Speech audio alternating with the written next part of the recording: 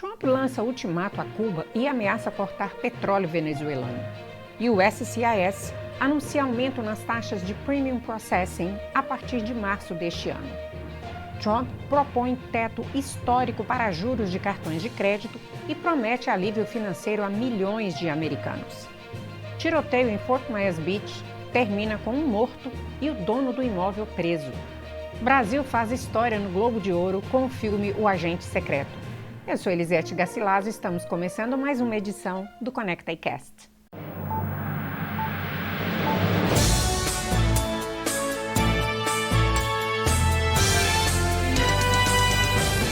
Trump lança ultimato a Cuba e ameaça cortar o petróleo venezuelano. O presidente dos Estados Unidos, Donald Trump, elevou o tom contra o governo cubano ao emitir um ultimato direto a Havana, afirmando que a ilha não receberá nenhum centavo e nenhum barril de petróleo da Venezuela. A declaração foi feita neste domingo por meio de uma publicação na rede Truth Social e sinaliza uma nova escalada na postura americana em relação a Cuba e ao eixo político formado com Caracas. Na mensagem, Trump acusou o governo cubano de ter sobrevivido por anos graças ao petróleo subsidiado e ao apoio financeiro venezuelano, fornecendo em troca serviços de segurança aos governos de Hugo Chávez e Nicolás Maduro. Segundo ele, essa relação teria chegado ao fim após ações recentes dos Estados Unidos contra a Venezuela. Não haverá mais petróleo ou dinheiro para Cuba. Zero. Sugiro fortemente que cheguem a um acordo antes que seja tarde demais, escreveu ele. O discurso ocorre em meio a uma ofensiva mais ampla liderada por Trump, que inclui sanções reforçadas, apreensão de navios petroleiros ligados à Venezuela e a captura de Nicolás Maduro, fato que rompeu o equilíbrio histórico entre Caracas e Havana. Trump também afirmou que agentes cubanos responsáveis pela segurança do antigo regime venezuelano teriam sido mortos durante ataques recentes, reforçando a narrativa de que os Estados Unidos assumiriam agora um papel de garantidor da nova ordem na Venezuela. Especialistas alertam que o impacto para Cuba pode ser severo. Historicamente, a ilha dependia de cerca de 35 mil barris de petróleo venezuelano por dia, o equivalente a 1/4 de sua demanda energética. Uma interrupção abrupta pode provocar apagões, agravamento da crise de abastecimento e tensão social em um país que já enfrenta dificuldades econômicas profundas. A postura de Trump representa uma ruptura clara com a política mais diplomática do governo anterior e resgata uma estratégia de linha dura no hemisfério, inspirada no que aliados do presidente chamam de uma doutrina Monroe do século XXI.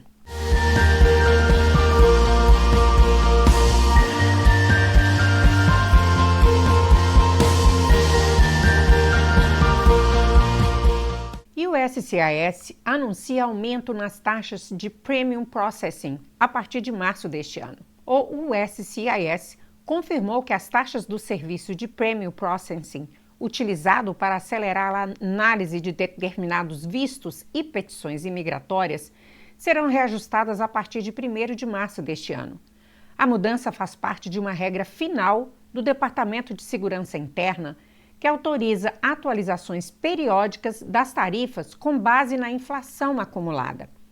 O Premium Processing é um serviço opcional que garante prazos reduzidos de análise, geralmente entre 15 e 30 dias úteis, mediante o pagamento de uma taxa adicional por meio do formulário I-907. Ele é amplamente utilizado em processos de visto de trabalho, como o H-1B, e em petições de imigração baseadas em emprego, como o EB-1 e EB-2, especialmente por empresas e profissionais que dependem de decisões rápidas para manter atividades e contratos. Segundo o USCIS, o novo aumento se aplicará exclusivamente às solicitações protocoladas a partir de março deste ano, seguindo um mecanismo de correção inflacionária previsto em lei. O órgão alerta que pedidos enviados com valores desatualizados poderão ser rejeitados, o que pode gerar atrasos adicionais nos processos migratórios. Especialistas em imigração recomendam que empregadores e candidatos planejem com antecedência, verifiquem a tabela oficial de taxas antes de protocolar pedidos e avaliem se o Premium Processing continua sendo a melhor estratégia diante dos custos mais elevados.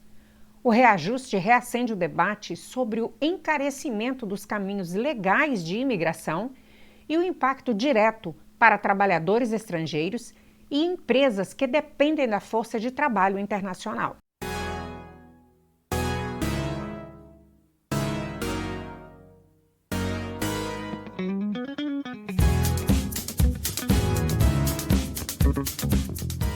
Trump propõe teto histórico para juros de cartões de crédito e promete alívio financeiro a milhões de americanos.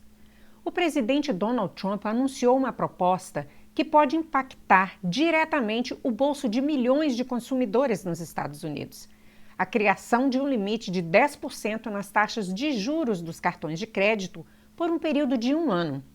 A medida, segundo ele, busca conter o que ele classificou como exploração dos americanos por empresas financeiras que cobram juros entre 20% e 30%, ou até mais.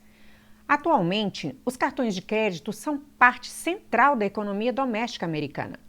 Dados do Federal Reserve indicam que 74% dos americanos possuem ao menos um cartão e que eles respondem por cerca de 70% dos gastos no varejo. Já o Federal Reserve Bank de St. Louis aponta que a taxa média de juros ultrapassa os 20%, o que tornaria o teto proposto uma redução drástica no custo do crédito. Em publicação na rede Truth Social, Trump afirmou que a medida entraria em vigor a partir de 20 de janeiro deste ano, data que marcaria 1 ano de sua nova administração. Ele não esclareceu, porém, se pretende implementar o teto por meio de ordem executiva ou projeto de lei, o que levanta dúvidas sobre a viabilidade jurídica da proposta. A ideia encontra apoio pontual em diferentes correntes políticas, já que o alto endividamento das famílias é uma preocupação crescente. No entanto, o setor bancário reagiu com críticas, alertando que um limite rígido pode reduzir a oferta de crédito, endurecer critérios de aprovação e afetar consumidores com maior risco financeiro. Ainda assim, o anúncio reacende o debate nacional sobre o equilíbrio entre proteção ao consumidor e estabilidade do sistema financeiro e coloca novamente os juros do cartão de crédito no centro da agenda econômica americana.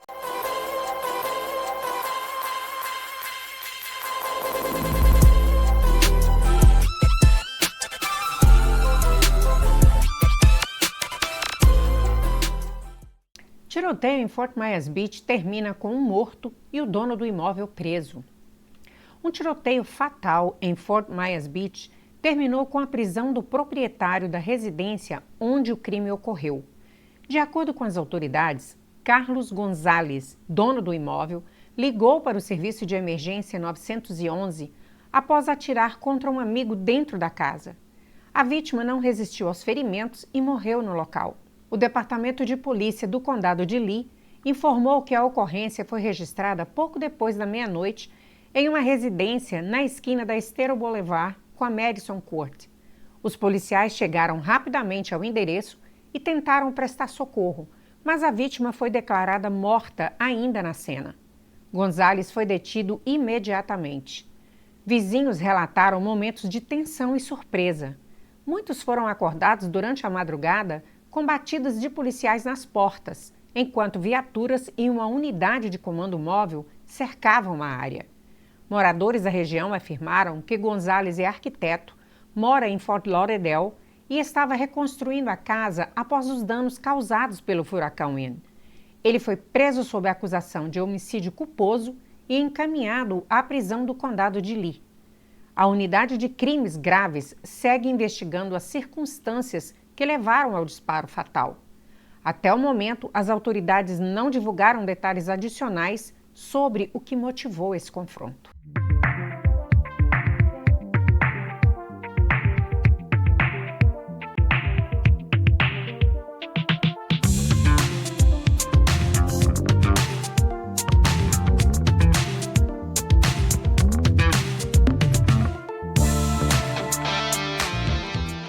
Negligência de autoridades carcerárias.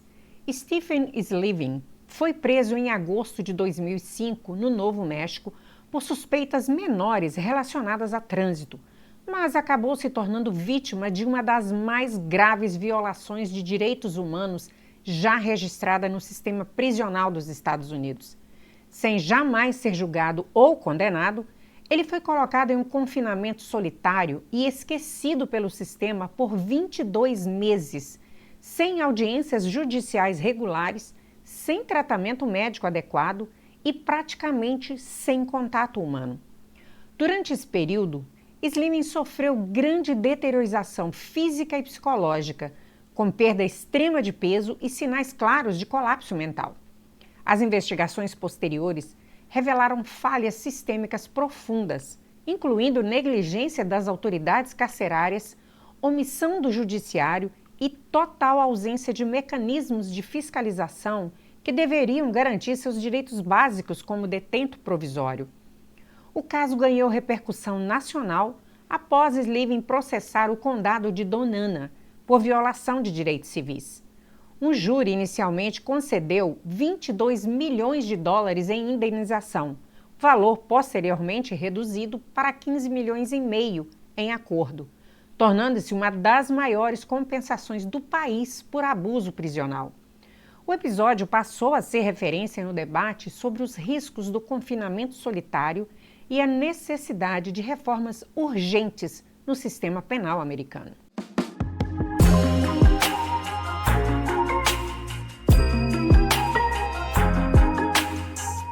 O Brasil faz história no Globo de Ouro. O Agente Secreto conquista 2 prêmios inéditos e consagra Wagner Moura. O cinema brasileiro viveu uma noite histórica no Globo de Ouro. Pela primeira vez, o Brasil venceu 2 categorias na mesma edição da premiação, com o longa O Agente Secreto, que levou os troféus de melhor filme em língua não inglesa e melhor ator em filme de drama com Wagner Moura. O filme chegou à cerimônia com 3 indicações e confirmou seu favoritismo em categorias centrais. Embora tenha perdido o prêmio de melhor filme de drama para Tenet, a produção brasileira saiu como um dos grandes destaques da noite, marcando um feito inédito para o país no cenário internacional. Ambientado nos anos 1970, durante a ditadura militar, o Agente Secreto acompanha a trajetória de um professor universitário que retorna ao Recife para reencontrar o filho caçula, mesmo sabendo que corre riscos em um período marcado por repreensão política. A atuação intensa de Wagner Moura foi decisiva para o reconhecimento da obra, tornando o primeiro ator brasileiro a vencer o Globo de Ouro de melhor ator em filme de drama. Em seu discurso, Moura agradeceu ao diretor Kleber Mendonça Filho e destacou o peso simbólico da obra. É um filme sobre memória, a falta dela e um trauma geracional. Se o trauma pode ser passado entre gerações, os valores também podem, afirmou ele. Já Kleber Mendonça Filho celebrou o momento com um emocionado Alô Brasil, exaltando o elenco e definindo a parceria com Moura como a união entre um grande ator e um grande amigo. A vitória de O Agente Secreto também encerra um longo jejum. Há 27 anos, o Brasil não conquistava o prêmio de melhor filme em língua não inglesa, desde Central do Brasil. O resultado consolida o filme como um marco do sistema nacional e reforça a produção brasileira no cenário global. Pessoal, por hoje é só. Muito obrigada a você que esteve conectado conosco até agora. Peço a você que ainda não é inscrito no nosso canal, por favor, se inscreva agora, clica no sininho para você ser notificado toda vez que a gente subir um novo vídeo. Nos vemos numa próxima edição. Até lá!